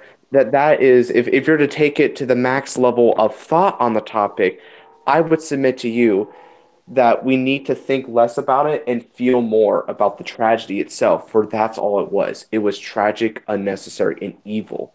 There was no political gain here. There was no complex thought involved. Well, there was complex thought involved. It was just in a different direction than people give him credit for going in. Right. Yeah. He wasn't trying to be an activist for the sake of being an activist. He was trying to be an activist for the sake of having something left behind to sow even further. This Exactly. It was his game, and he played it flawlessly.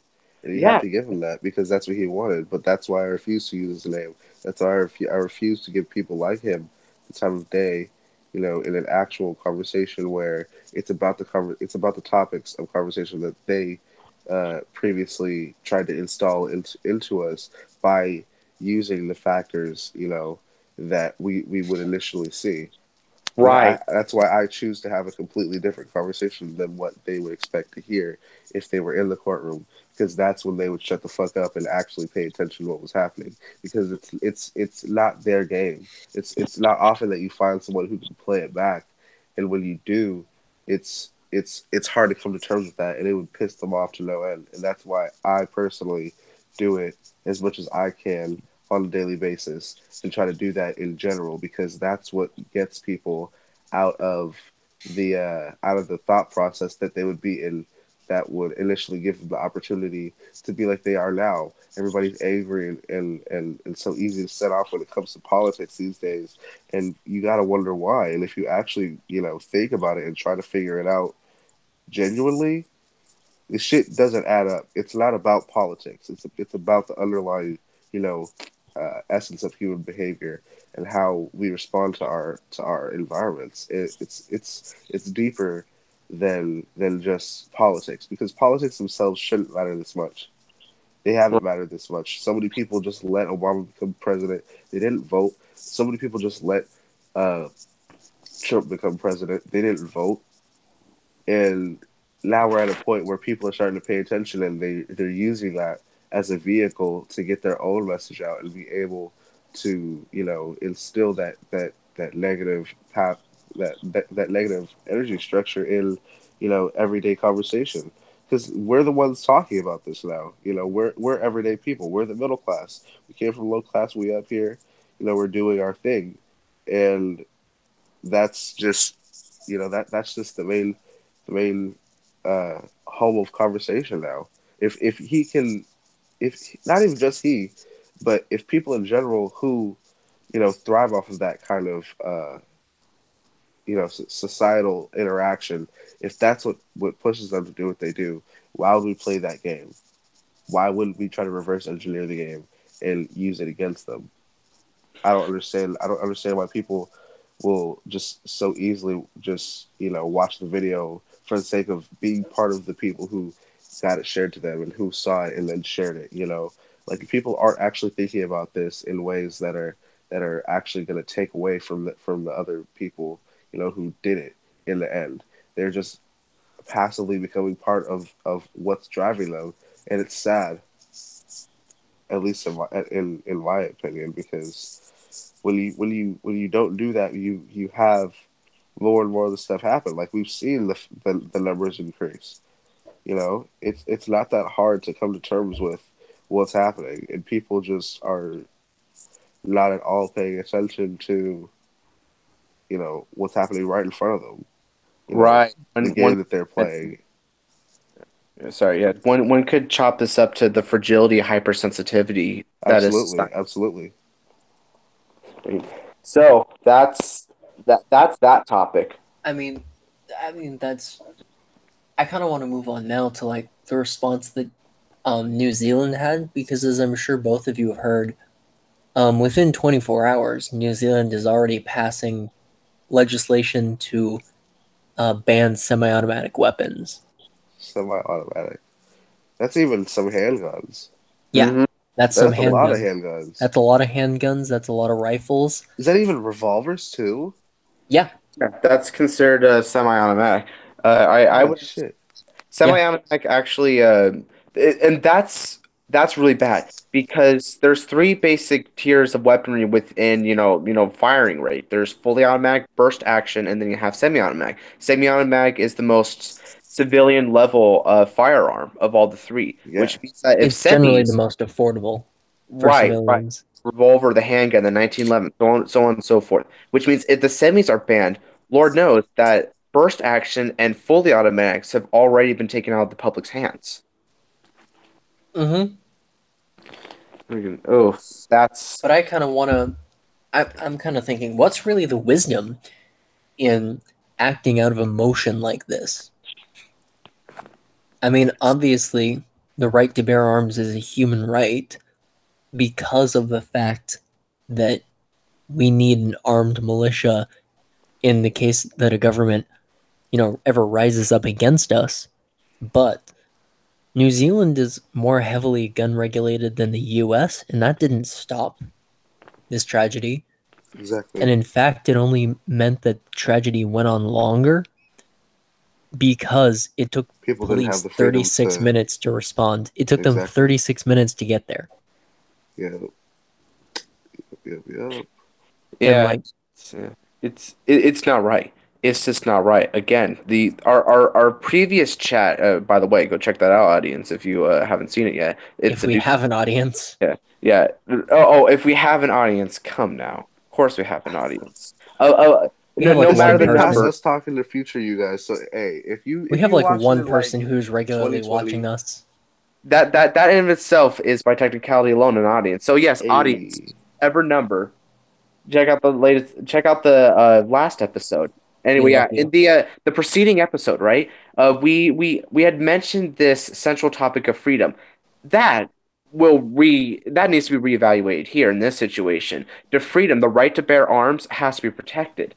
Because what it comes down to here is, and as much as I find that there's so much public ignorance to this statement. Like I hear it so much, and it it irritated me at the time. However, I cannot deny that there is some validity to the simple phrase, "I the gun doesn't kill people, I kill people."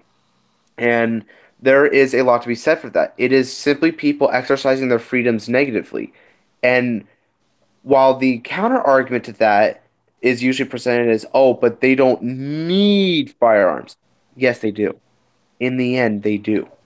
They Well, they okay, honestly do. but the argument to that, I don't need a firearm, but you don't need a car. And people get killed in car accidents all the time. Does that mean that we should ban cars? Oh, by no means, You right? don't By no means. need a knife, right? What? You And don't yet, need a computer. You don't need a smartphone. you But don't need never a has that television. but never has that been an excuse before to ban something. Right, right. It's restricting freedom, and there's a lot of paranoia to be had with it. while the which rationale is is very again clear. exactly what the killer wanted. Is this paranoia? Exactly.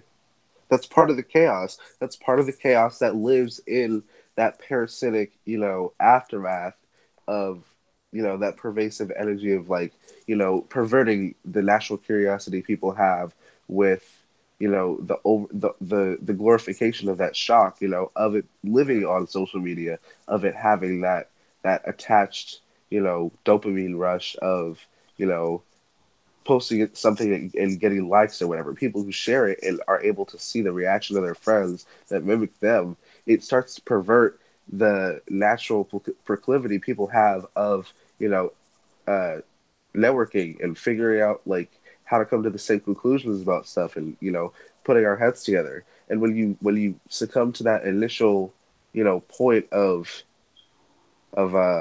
not thinking twice about your curiosity and not actually analyzing the situation, we get to this point, like I said earlier, and it's all the same conversation, no matter how you look at it. That's just my perspective, but it's still, a fact of the matter when it comes to whether you should or shouldn't, just blindly be watching this stuff and sharing it and talking and speaking his name and giving that power.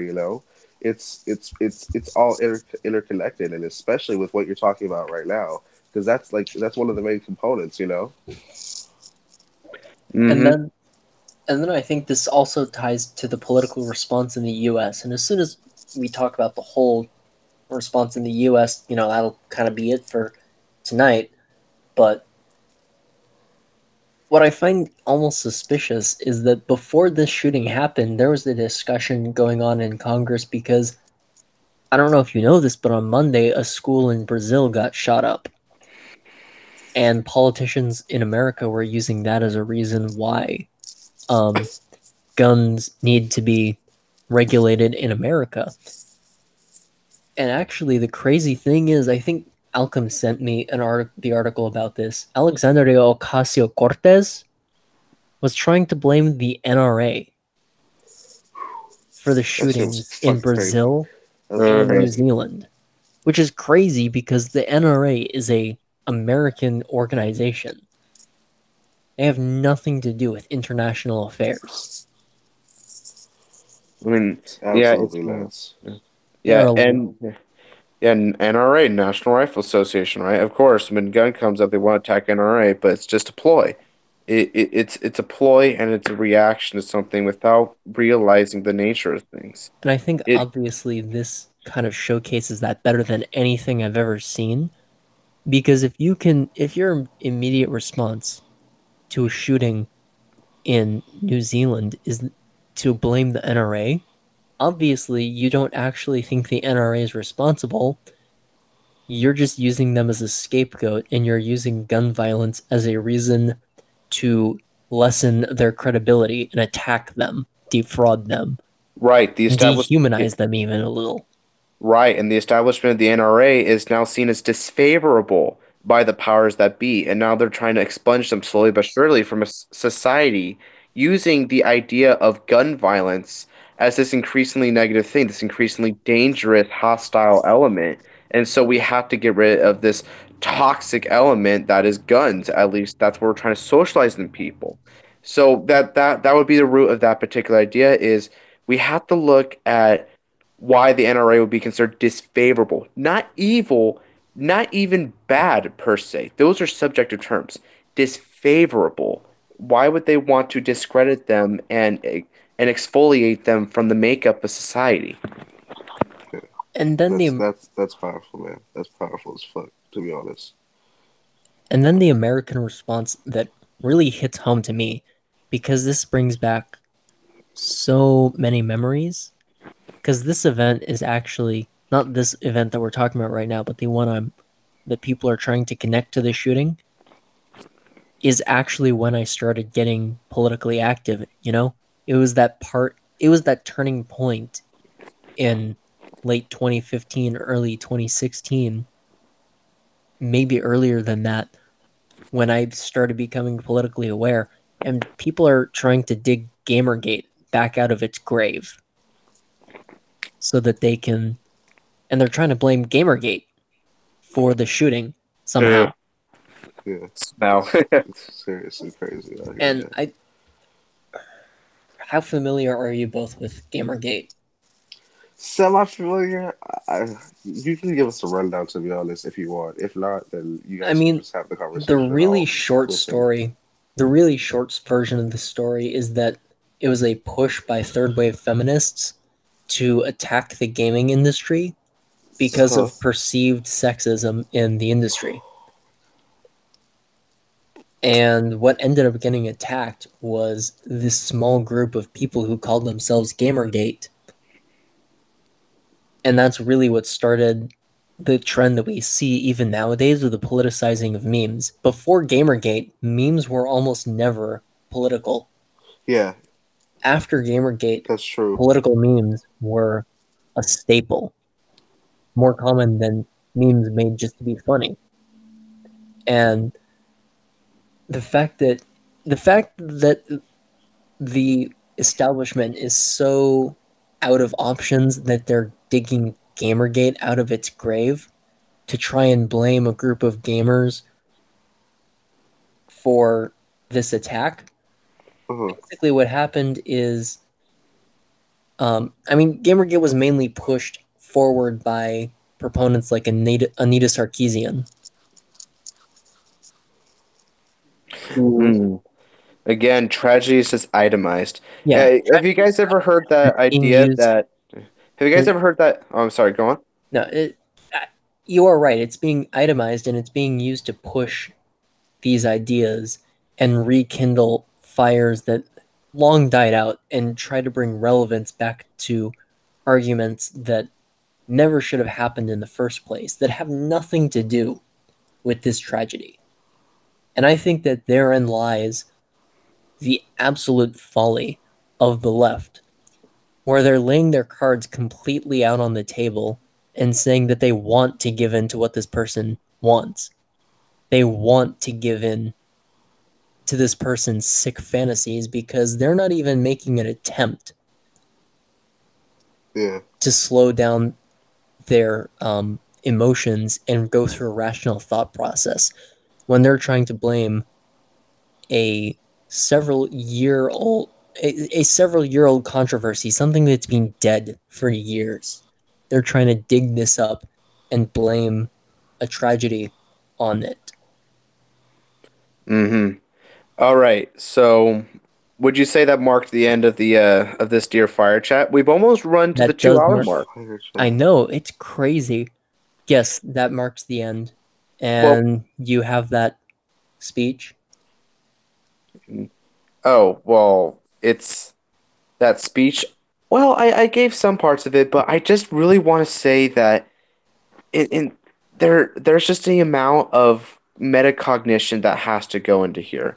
He overall, all these topics have one major thing in common, and that is the fact that when something occurs, what be it a scandal, be it some sort of uproar in a community, or be it something as tragic as, a mass shooting, what is the common factor here? It- just to put in an example, have you guys have heard that saying, that good old saying that if you're speaking, you aren't listening? Yeah. This is true. Yeah, this is true, right? And I believe that there is a similar tenet at play here, which is that ra- people would rather try to immediately find something to gain from this. They would try to find an opinion and they latch an opinion and give it out rather than fully give out a situation. Albert Einstein actually has a very fantastic quote for this. He said, Fantastic. yeah, he said, if I was given time in order to solve a problem, I would spend 95% of it understanding the problem and 5% of it solving the problem. We do not we do not exercise nearly the temperance that we should. We do have the ability to perceive issues as they are, more or less. Sure, we do need to be informed of some facts before that we can come to any sort of educated conclusion, but unfortunately, it is the fault of the viewer and all the the maelstrom of news running around. Let's take it with the New Zealand shooting. He's giving out all these different angles and whatnot in this convoluted manifesto, and now we're going all over the place. We're going abuzz with it. When it comes to the scandal in the education system, well, now we're starting to talk about, oh, the parents, and that's bad, and we're blaming it on certain class of society. And then you hear about Tucker Carlson, and what he's saying, and then we're going to, oh, well, white supremacists are going to love him, and then, oh, but then there's misogynists in society and sexism again, rather than try to understand Tucker Carlson and the fact that what he says is within a microcosmal setting and it's not necessarily doing the harm that we would say doing. What's actually doing the harm here is the harm that we create within ourselves. We allow for this buzz. Is it the fire that caused the explosion, or was it us pouring gasoline on it that was the explosion? And I would say the gasoline. Anyone who would say the fire, I would I would challenge that notion simply by saying that if if not for the presence of gasoline, would that fire had ever come to been a problem? And one would have to imagine that the answer in virtually all cases is no. And so to put it bluntly, the problem that arises from problems is when conjured by society itself because we have an addiction, an addiction to finding issue with things and for that lust for drama and that incorrigible desire to simply seek out more points of contention and debate. We literally will conjure into reality issues. It's not the Absolutely. Yeah, right. We blow them out of proportion, and that is the message I would like to leave with people. We conjure our own problems. Well, ladies and gentlemen, our future politician has spoken. Perhaps just so, but I wouldn't get ahead of myself. I wish you all a good night. Yeah, good night. And this has been the Fireplace. Happy Catch you St. on the flip Patrick's. side. Oh yeah, happy St. Patrick's Day. Hope y'all got shit faced today. And if not, Yeah, that we heard that. sucks.